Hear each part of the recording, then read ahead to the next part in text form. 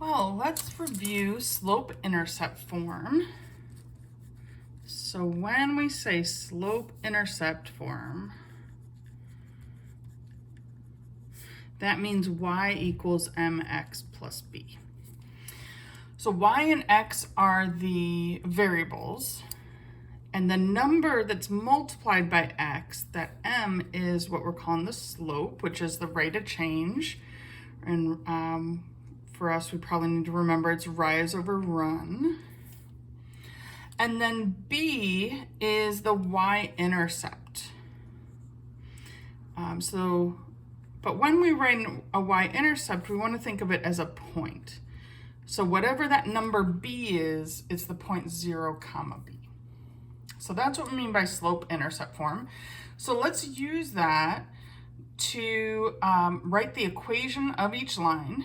We're going to find the slope m and then the y-intercept 0, comma b from the graph, and then put in that m and b to get the equation. That's the idea. So when we're looking at a graph, the first thing we want to find is that y-intercept. We can think of the y-intercept as the starting point. It's where it crosses the y-axis. So when we say y-intercept, it means it crosses the y-axis.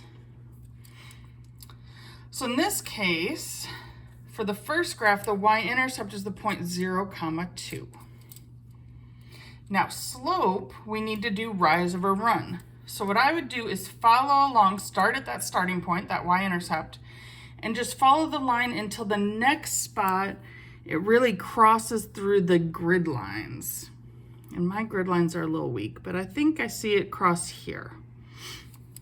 All right, I want to find a spot where it crosses through like both X and Y grid lines, if you're able to see that. So I'm going to go with this point.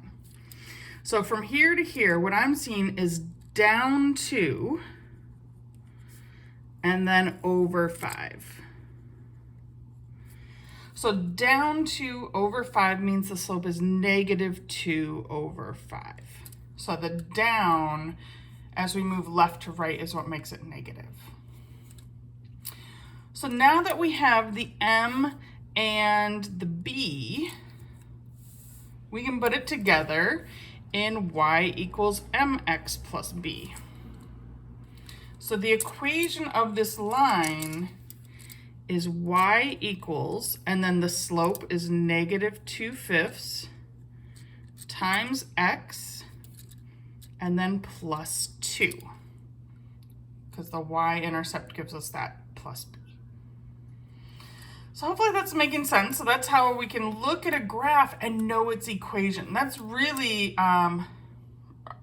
rather powerful, right? That we can look at any graph of a line and know right away what equation makes that line. Let's try the next one. So we're going to start at that y-intercept. So in this case, the y-intercept is the point 0, comma negative 3. That's that starting point. And I'm going to follow along the graph until I get to the next place it crosses the grid lines. So it looks like here. I could also go backwards if we're not sure, if it didn't cross when I was going down like this, we could go up. But when measuring the slope, we always want to move left to right. So this would be down 3, left to right, and then over 2. And it should be the same here, down 3 over 2. So it shouldn't matter which 2 points you use, as long as you can find 2 points that go through those grid lines evenly, you should be able to find the slope. So in this case, negative 3 over 2 for down 3 over 2.